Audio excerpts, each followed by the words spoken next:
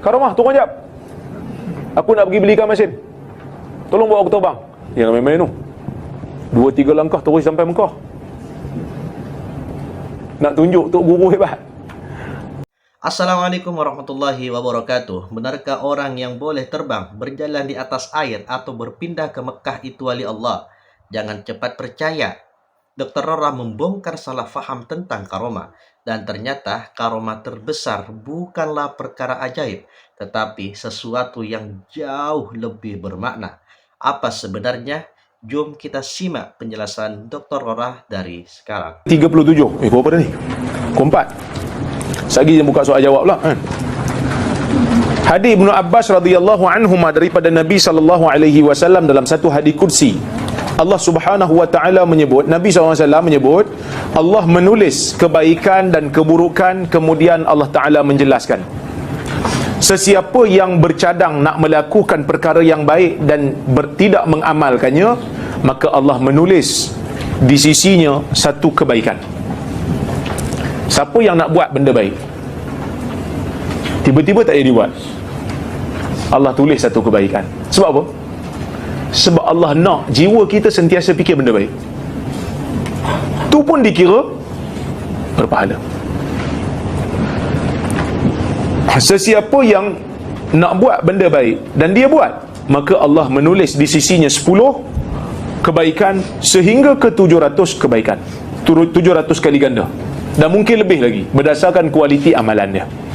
Sesiapa yang bercadang nak buat benda jahat dan tidak mengamalkannya, maka Allah akan tulis satu kebaikan. Dia cadang nak buat benda jahat, tak dia buat, maka Tuhan akan tulis kebaikan. Tapi dia tak buat bukan sebab apa? Dia tak buat sebab dia takwa. Dia niat nak buat benda jahat, tak jadi kot. Kenapa tak jadi? Dosa, dapat pahala. Tapi kalau dia batalkan bukan sebab dia takwa, tapi sebab apa? Sebab ada halangan luar. Dia nak pergi mencuri, dah start motor apa semua, motor rosak pula tengah jalan, tak dia pergi. Yang tu dosa dapat. Kerana dia batalkan pencurian itu bukan sebab takwa, tapi sebab halangan luaran. Dia dapat dosa. Sesiapa yang bercadang nak buat benda jahat dan dia buat, Allah Ta'ala tulis satu kejahatan. Maksud dia, ruang untuk buat kebaikan dan kejahatan ni, ruang nak buat kebaikan tu banyak lagi gandaan pahala dia. Jadi kalau ada orang masuk neraka, maksud dia memang dia tak nak buat baik lah, bukan sebab Tuhan zalim kat dia. Satu orang buat benda baik, Tuhan ganda. Niat baik tak jadi buat, pun dapat pahala. Niat benda jahat tak jadi buat sebab takwa, pun dapat pahala. Maknanya ruang nak buat kebaikan dan pahala itu sangat terbuka luas untuk orang yang beriman. Bila mana orang beriman masuk ke dalam neraka, maka dia masuk bukan di atas kezaliman Allah, dia masuk memang atas pilihan dia. Kerana dia memilih satu jalan yang Tuhan jadikan ia sempit, dia tetap lalu kot jalan tu. Baik. Hadis 38, ada 4 lagi. Daripada Abi Hurairah radhiyallahu anhu katanya, sabda Nabi sallallahu alaihi wasallam, Allah Subhanahu wa taala berfirman, "Man 'ada li waliyan faqad adzantuhu bil harb." Sesiapa yang memusuhi wali-waliku, maka aku akan isytihar perang dengan dia. Wali ni wali yang orang saleh, yang dipilih oleh Allah. Tapi jawatan wali ni banyak orang berebut. Sebenarnya kita kata kadang-kadang wali pun dia tak tahu dia wali. Tiba-tiba karamah datang kat dia, jadi karamah pula, dia kata. Dia pun tak sangka. Dan karamah ni dia bukan datang macam super power. Asal nak pakai datang, asal nak pakai datang. Itu bukan karamah. Karamah ni dia datang macam mukjizat. Kadang-kadang Tuhan bagi, kadang-kadang Tuhan tak bagi. Dan karamah ni dia macam mukjizat juga. Dia biasa datang ketika mana seorang wali itu nak mempertahankan agama ataupun ketika dia ibadat.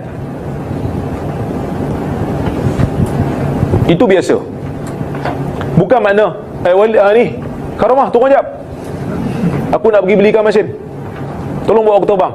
Tu bukan karamah. Yang tu bukan karamah. Yang tu mungkin sihir.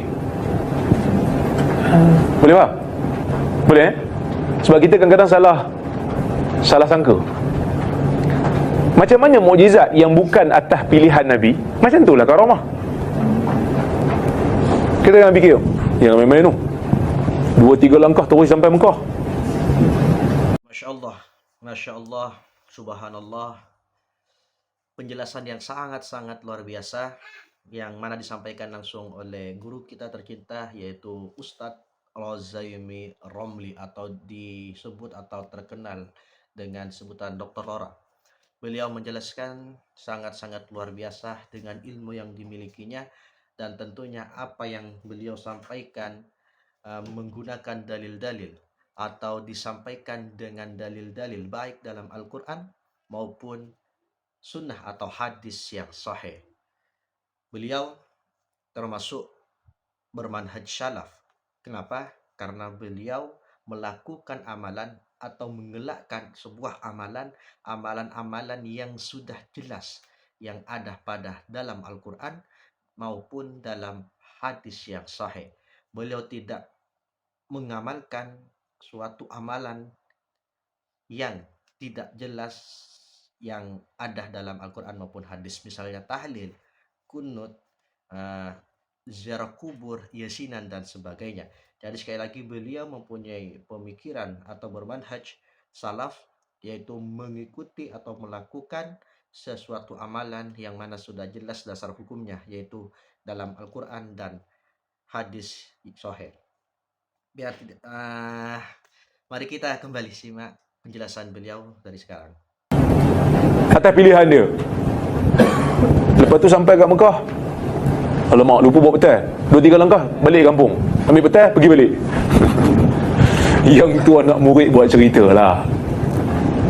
Kadang-kadang tok guru tak tahu mana pun ceritanya, tapi anak murid cerita lebih-lebih, nak tunjuk tok guru hebat.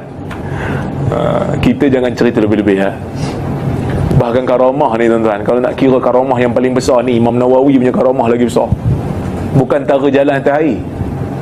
Dia tulis buku, semua orang pakai buku dah. Tuan-tuan bayang, kita baca Arba'in Nawawi ni, tuan-tuan yang dengar ni, berapa banyak saham masuk ke Imam Nawawi, yang kadang-kadang kita tak fikir pun kan. Ini baru daurah yang kita buat, daurah satu dunia. Kadang-kadang dia orang buat majlis hafalan hadis Arba'in, banyak Imam Nawawi mengutip pahala. Itu baru wali. Baru wali betul, baru karamah betul.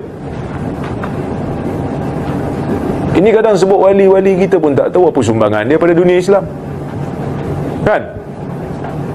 Maka kita pun keliru kan. Wali Tuhan ke wali band?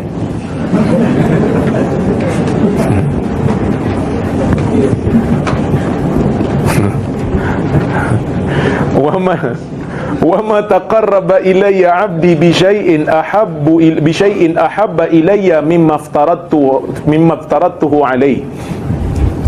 Tidak ada seorang hamba pun yang menghampirkan diri kepadaku. Bila dia nak menghampirkan diri padaku, tidak ada yang aku suka melainkan dia menghampirkan diri kepadaku dengan perkara yang aku fardukan ke atas dia. Tuhan sebut, tak ada benda yang Tuhan suka hamba nak hampirkan diri pada dia, melainkan Tuhan suka dia buat benda yang wajib. Tu dulu. Antara solat tarawih dengan solat zuhur, mana lagi Tuhan suka? Solat zuhur. Tapi kenapa solat tarawih ramai lagi? Cuba tanya diri sendiri kan? Bukanlah salah solat tarawih tu ramai-ramai, tak salah. Tapi cuba tanya, kita hargai solat tarawih tu sebab apa? Sebab dia bermusim. Kalau memang kita suka buat benda sunat, solat sunat lain pun kita tak apa hargai. Betul? Solat duha buat, tak buat juga. Saya kata tuan, saya pun lebih kurang je kan? Kita suka benda yang bermusim. Solat Jumaat ramai, solat raya, solat tarawih ramai. Tapi solat yang hari-hari buat, solat zuhur, lagi mana ni solat zuhur? Oh, tak apalah, solat zuhur tu biasa je nampaknya. Kita kena cari yang ada musim. Yang ada musim baru nampak meriah sikit lah. Kan? Sebab tu bila kita sebut selawat antara tarawih ni tak ada dalil pun yang dibuat macam mana yang Melayu buat. Tapi dia punya pertahan tu sebab apa? Sebab dia nak rasa meriah. Betul? Dia nak rasa meriahnya masjid. Kalau tak buat macam tu rasa macam rasa tak syok pula ibadat. Tak meriah dia kata kan. Nak meriah pergi Maiden lah. Ambil kad meriah. Tapi Tuhan suka benda yang fardu dia lebih. Maksud dia, kita kena buat fardu dulu. Buat fardu dulu. Bila penuh fardu, baru buat yang sunat. Maksudnya kalau kita buat sunat banyak, fardu tinggal tak seimbang. Wala yazalu abdi yataqarrabu ilayya bin nawafil hatta uhibbahu. Dan seorang hamba-Ku sentiasa melakukan ataupun sentiasa bertakarrub dengan aku dengan benda-benda sunat sehingga aku cinta pada dia. Fa idza ahbabtuhu kuntu sam'ahu alladhi yasma'u bihi. Apabila aku cinta dia, aku menjadi pendengaran yang mana dia mendengar dengannya. Wa basaruhu alladhi yubsiru bihi. Dan aku akan menjadi pandangan yang dia melihat dengannya. Wa yadahu alladhi yabtishu biha. Dan aku akan menjadi tangan yang mana akan memegang dengannya. Wa rijuhu allati yamshi biha. Dan aku akan menjadi kaki yang akan dia berjalan dengannya. Bukan maksud, kita tak dipaham maksud literal ni. Hadis ni metafora. Hadis ni majas. Maksudnya kalau satu orang tu dia ibadat, dia jaga ibadat fardu, dia jaga ibadat sunat, maksud dia Allah Ta'ala kawal semua urusan kehidupan dia. Allah Ta'ala jaga mata dia, Allah Ta'ala jaga telinga dia, Allah Ta'ala jaga tangan. Bismillahirrahmanirrahim. Pernah tak kita terfikir kalau seseorang itu dianggap wali Allah, adakah mesti dia boleh terbang, berjalan di atas air, atau tiba-tiba berpindah dari satu tempat ke tempat yang lebih jauh? Ceramah Dr. Rorah atau Ustaz Rozaimi Romli ini sangat-sangat menarik sekali. Kenapa? Karena beliau coba membetulkan satu perkara yang kadang-kadang kita salah faham dalam agama. Apa sebenarnya ukuran wali Allah? Dan apakah yang dimaksudkan dengan karomah? Dalam ceramah kali ini, beliau mengingatkan bahwa karomah bukan sesuatu yang boleh kita tuntut sesuka hati. Bukan bila nak pergi beli ikan masin, kemudian minta, tolong bawa terbang. Kalau perkara luar biasa itu boleh muncul hanya apabila diminta, kita perlu berhati-hati. Kerana tidak semua perkara pelik itu bermaksud karomah. Lebih menarik, beliau mengaitkan perkara ini dengan hadis qudsi tentang bagaimana Allah memberikan ganjaran yang sangat luas kepada hambanya. Bayangkan, seseorang baru berniat melakukan kebaikan, tetapi belum sempat melakukannya, Allah sudah mencatatkan satu pahala. Kalau dia berniat melakukan kebaikan dan benar-benar melakukannya, ganjarannya boleh digandakan sehingga 10 kali ganda, bahkan jauh lebih banyak. Ini menunjukkan betapa luasnya rahmat Allah kepada kita. Bahkan dalam perkara keburukan pun masih ada ruang untuk kita diselamatkan. Seseorang berniat melakukan dosa, tetapi dia membatalkannya kerana takut kepada Allah Subhanahu wa Ta'ala, maka niat jahat itu tidak menjadikannya berdosa. Bahkan dia mendapat pahala kerana meninggalkan maksiat demi Allah Subhanahu wa Ta'ala. Namun, kalau seseorang membatalkan kejahatan hanya kerana ada halangan luar, contohnya mau mencuri, tetapi kendaraannya rusak, itu bukan bermaksud dia meninggalkan dosa kerana takut kepada Allah. Di sinilah kita belajar satu perkara yang sangat penting. Allah melihat hati dan sebab di sebalik perbuatan kita. Kemudian Dr. Rora masuk kepada persoalan wali Allah. Beliau mengingatkan bahwa jangan terlalu mudah menganggap seseorang itu wali hanya karena terdapat cerita-cerita luar biasa tentang dirinya. Sebab kadang-kadang yang lebih banyak bercerita bukan tok guru itu sendiri, tetapi anak murid atau orang-orang di sekelilingnya. Cerita yang asalnya kecil boleh menjadi semakin besar apabila disampaikan dari seorang kepada seorang yang lain. Akhirnya, orang mula mengatakan, tok guru ini boleh buat tuh, boleh buat nih.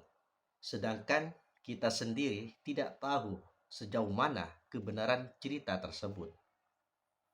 Dan yang paling menarik, Dr. Rora menyebut bahwa karomah terbesar seorang ulama tidak semestinya perkara ajaib yang boleh dilihat dengan mata.